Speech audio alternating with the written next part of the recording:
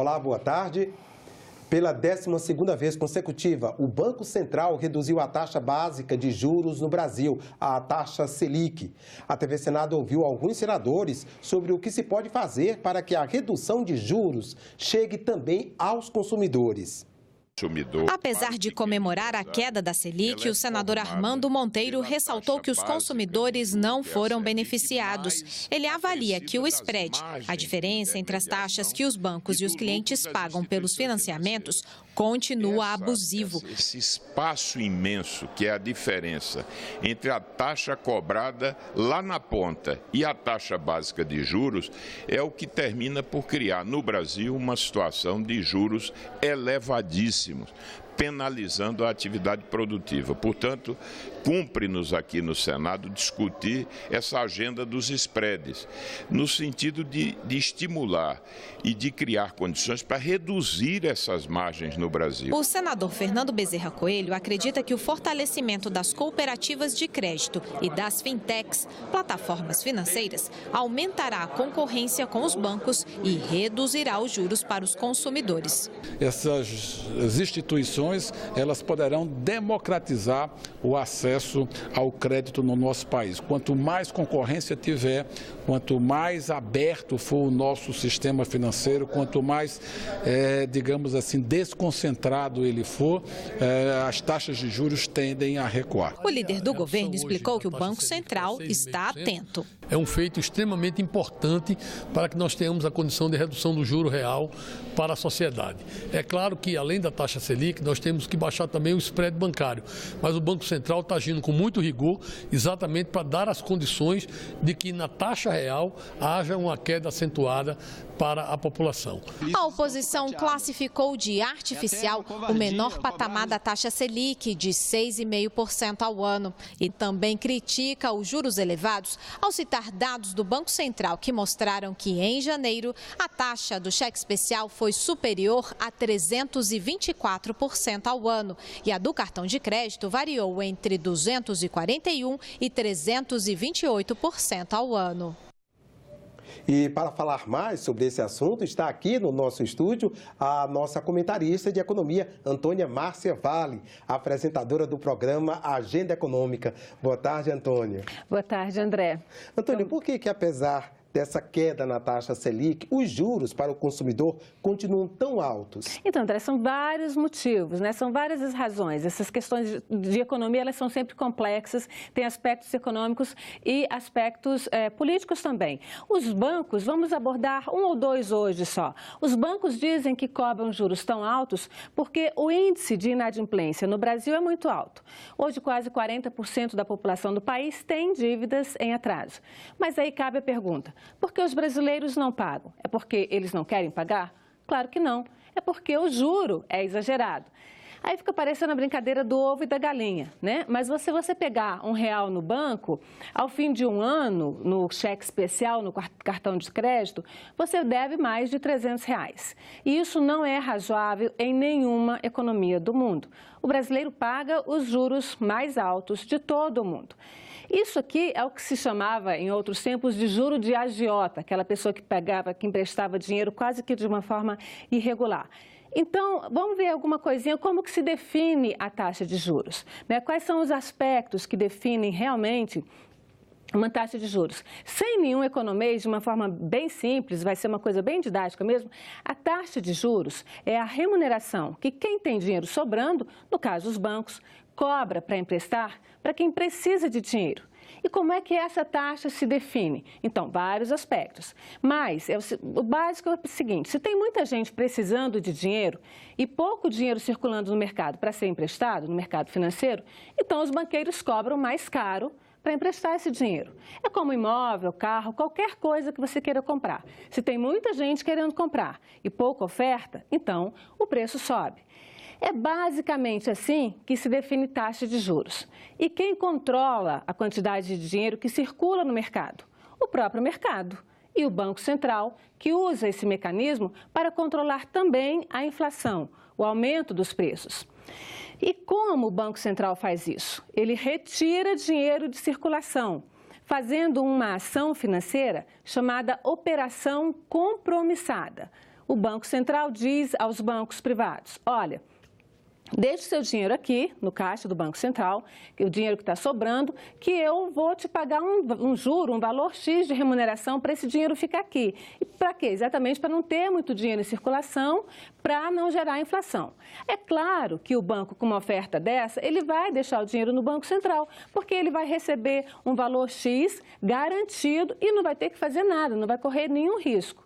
Então, esse valor que o Banco Central paga, ele está sempre perto da taxa Selic, né? E aí fica com pouco dinheiro para emprestar. Como tem pouco dinheiro no mercado, tem pouca liquidez, então os bancos cobram juros estratosféricos.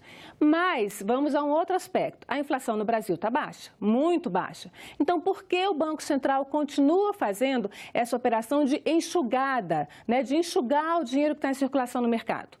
Aí, André, essa é uma explicação que é muito mais política do que econômica. Depende da cabeça, né, da cabeça econômica de quem está na direção do Banco Central e no próprio governo. E aí a gente fala sobre isso depois. Com certeza. Obrigado, Antônio, pela sua participação aqui. O óleo de cozinha também pode ser reciclado. Isso muita gente já sabe. O que falta é a regulamentação desse processo. Um projeto em análise no Senado inclui esse produto do nosso dia a dia na Política Nacional de Resíduos Sólidos. Quase sempre o óleo usado nas frituras vai parar no ralo da pia. Pode parecer que não, mas isso traz consequências. Entope as instalações sanitárias, a rede de esgotos e contamina o solo e os rios. Segundo os ambientalistas, 1 litro de óleo pode contaminar até 20 mil litros de água. Hoje, menos de 10% do óleo vegetal usado no país é descartado de forma correta. É que não existe um regulamento específico para a destinação desse tipo de resíduo. O que existem são iniciativas isoladas de empresas de saneamento, órgãos ambientais ou da sociedade civil. Este shopping em Brasília fez parceria com uma empresa de reciclagem. O shopping recebe o óleo usado e a empresa reaproveita o material para fazer detergente. Para estimular o descarte correto, a cada 2 litros de óleo usado, quem entrega recebe um detergente de meio litro. Conceição vem aqui pelo menos uma vez por mês entregar o óleo que ela já usou. A gente tem aquela consciência de que você não pode jogar por exemplo, dentro da pia, né? Você não pode jogar em qualquer lugar, você não pode colocar num recipiente e jogar em qualquer canto, né? Então eu tinha essa preocupação do que fazer com óleo.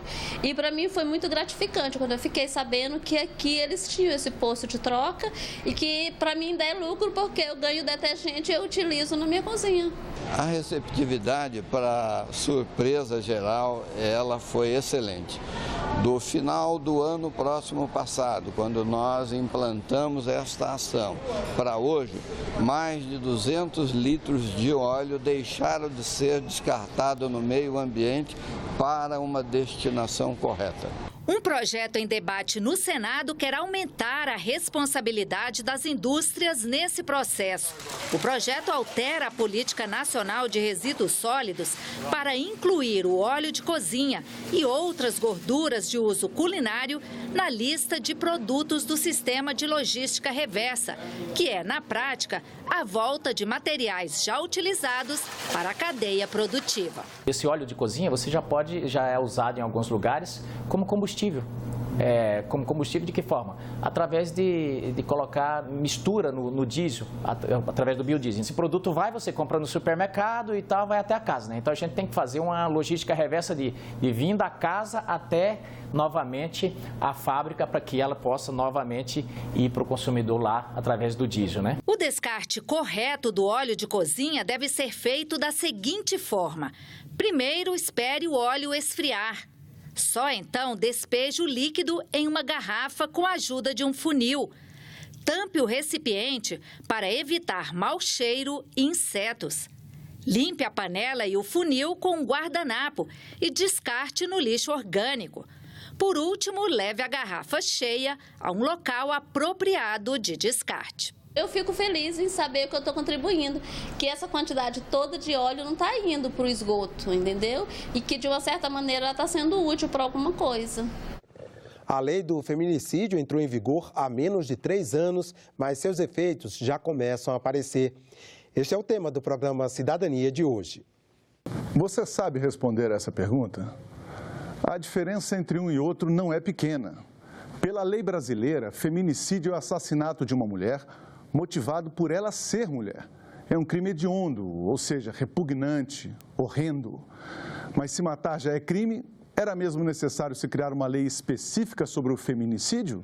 A lei do feminicídio já tem 3 anos, mas há juristas que ainda dizem que ela não é necessária, porque tem a Lei Maria da Penha, o homicídio qualificado está lá no Código Penal. Por que tipificar esse crime feminicídio? É preciso que nós possamos realmente garantir a vida dessas mulheres e nós começarmos a retirar essa ideia de que poder, de que essa mulher, ela é apenas um objeto deste homem.